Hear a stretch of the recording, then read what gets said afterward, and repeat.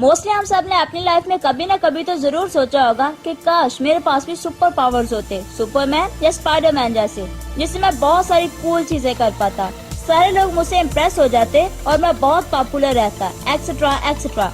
अब real life में हमारा सुपरमैन या स्पाइडरमैन बनना तो पॉसिबल नहीं है, लेकिन हाँ, अच्छी बात ये है कि हम एक ऐसे मैन जरूर बन सकते हैं जो किसी को भी इम्प्रेस कर दे, एक ऐसे लाइकेबल इंसान बन जाए जिसे हर कोई बहुत पसंद करे। और ये सुपर पावर हमारे अंदर आ सकता है अगर हम एक जेंटलमैन बन जाए तो। जेंटलमैन एक ऐसा इंसान होता है जिसे छोटे बच्चों से लेकर बूढ़े आदमी औरत तक सब पसंद करते हैं।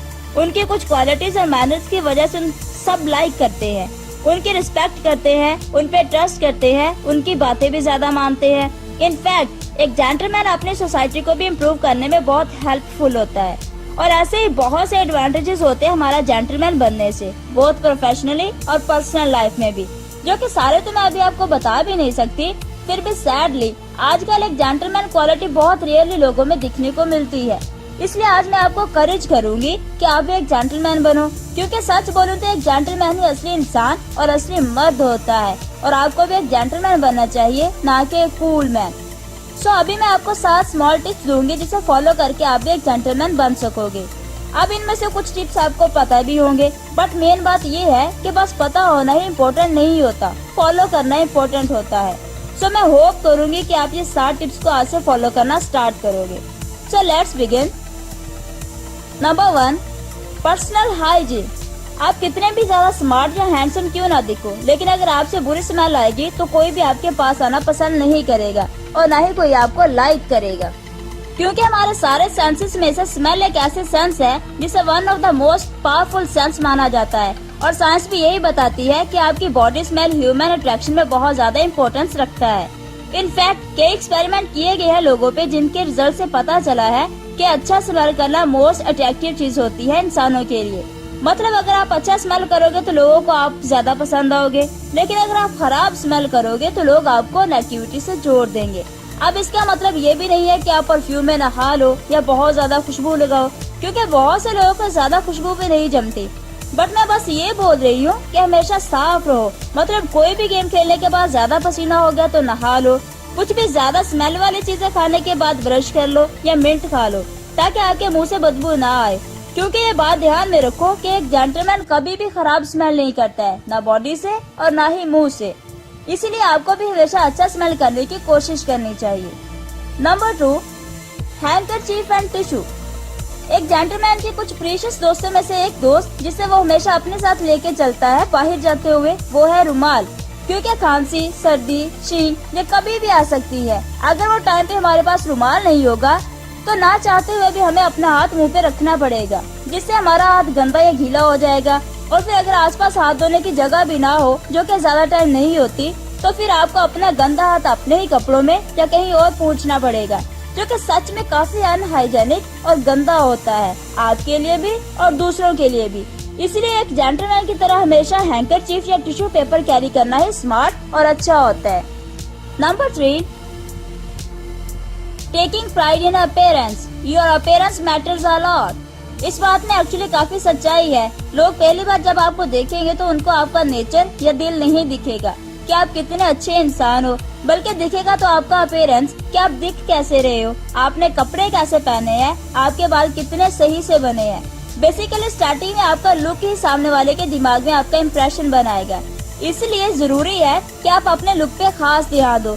अब बहुत से लोगों को लगता है कि अच्छा दिखने के लिए या फिर जेंटलमैन दिखने के लिए उन्हें महंगे कपड़े पहनना जरूरी है या अपने ऊपर ज्यादा खर्च करना जरूरी है, जो कि एकदम सच नहीं है। आप नॉर्मल कपड़े या एकदम सस्ते कपड़े पहनकर भी बहुत अच्छे से जेंटलमैन लग सकते हो। बस इतना ध्यान रखो कि जो भी कपड़े पहनो उसे एकदम अच्छे से पहनो, प्रॉपरली आयरन करके। हमेशा अपने कपड़े साफ रखो और साफ कपड़े ही पहनो। ऐसा नहीं कि शर्ट का एक शर्ट स्लीव ऊपर जा रही हो तो दूसरी नीचे। मतलब जो भी पहनो उसे बेस्ट तरीके से पहनो और फिर बस आप एक जेंटलमैन दिखने लगोगे। ज्यादातर लोग इन बातों पे ध्यान नहीं देते, पर ये बात याद रखो कि वो ज्यादातर लोग इम्प्रेसिव और जेंटलमैन भी नहीं होते। अच्छा दिखने में एफर्ट तो लगता है फॉर श्योर, लेकिन ट्रस्ट मी आपका ये एफर्ट आपको बहुत फायदा भी दे सकता है।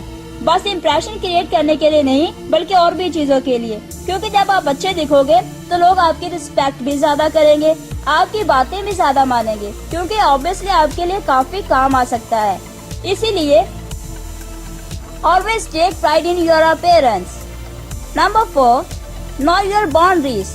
हर इंसान को अपनी लाइफ में कुछ प्राइवेसी चाहिए होती है, जिसका मिलना उसका हक भी होता है, और एक जेंटलमैन ये बात अच्छे से समझता है। वो कभी लोगों की प्राइवेसी लाइन को क्रॉस करके उनके पर्सनल स्पेस में इंटरफेयर नहीं करता। फॉर एग्जाम्पल, ऐसा बहुत बार होता है कि लोग किसी को एक पिक दिखाने के लिए अपना मोबाइल देते हैं, जिसे देखने के बाद सामने वाला इंसान स्वाइप करके दूसरी पिक देखना स्टार्ट कर देता है बिना सामने वाले से पूछे, जो बहुत से लोगों को जरा भी पसंद नहीं आता। कई बार लोग बिना लॉक किए किसी के रूम में घुस जाते हैं, सामने वाले के मोबाइल में जाकर उनके मैसेजेस पढ़ने की कोशिश करते हैं, और ऐसे ही बहुत सी स्टूपिड हरकतें करते हैं जाने अनजाने में, जो कि बेसिकली दूसरे की प्राइवेसी में इंटरफेयर करना होता है। जब भी एक जेंटलमैन हमेशा ये जानता है कि उसकी बाउंड्रीज क्या है, वो हमेशा उस लिमिट में ही रहता है जिससे लोगों को उसके साथ रहने में कंफर्टेबल और अच्छा फील होता है। इसलिए नेक्स्ट टाइम अगर आपको लगता है कि अगर दो इंसान कुछ प्राइवेट बातें करना चाहते हैं तो उनके पास खड़े होकर उनकी बातें सुनने की कोशिश मत करो, बल्कि सिंपल एक्सक्यूज करके वहाँ से चले जाओ, बिकॉज आप एक ट्रू जेंटलमैन हो जो लोगों को उनकी प्राइवेसी देने में प्राउड फील करता है। Number 5, borrowing and sharing. मेरा एक दोस्त है जो जब भी किसी से कोई बाइक या कार बोरो करता है तो पहली बात वो उसे एकदम अच्छे से और संभाल के यूज करता है, सामने वाले की इम्पोर्टेंट अमानत समझकर, और दूसरी बात वो रिटर्न करते टाइम उनकी गाड़ी वॉश करके उसमें पेट्रोल भरा कर वापस करता है। मतलब रिटर्न करते टाइम वो गाड़ी को पहले से भी ज्यादा बेटर कंडीशन में वापस करने का ट्राई करता है। क्यों? क्योंकि वो एक जेंटलमैन है जो लोगों की चीजों की केयर करना जानता है, और उसकी वजह से ही लोग उससे लाइक करते हैं, उसे अपनी गाड़ी अपना सामान देने में कोई प्रॉब्लम फील नहीं करते। बहुत से लोग जब किसी से कोई चीज लेते हैं तो उसकी उतनी केयर नहीं करते, उसे खराब या बेकार कंडीशन में वापस करते हैं, जो सामने वाले को फील कराता है कि उन्हें आपको वो चीज देनी ही नहीं चाहिए थी और उन्होंने गलती कर दी।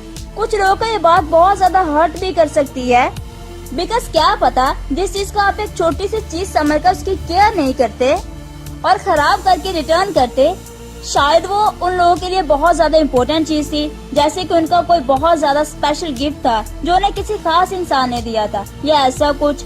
दूसरी तरफ एक जेंटलमैन को ये पता होता है कि कब उसे कौन सी चीज मांगनी चाहिए और कौन सी चीज नहीं मांगनी चाहिए।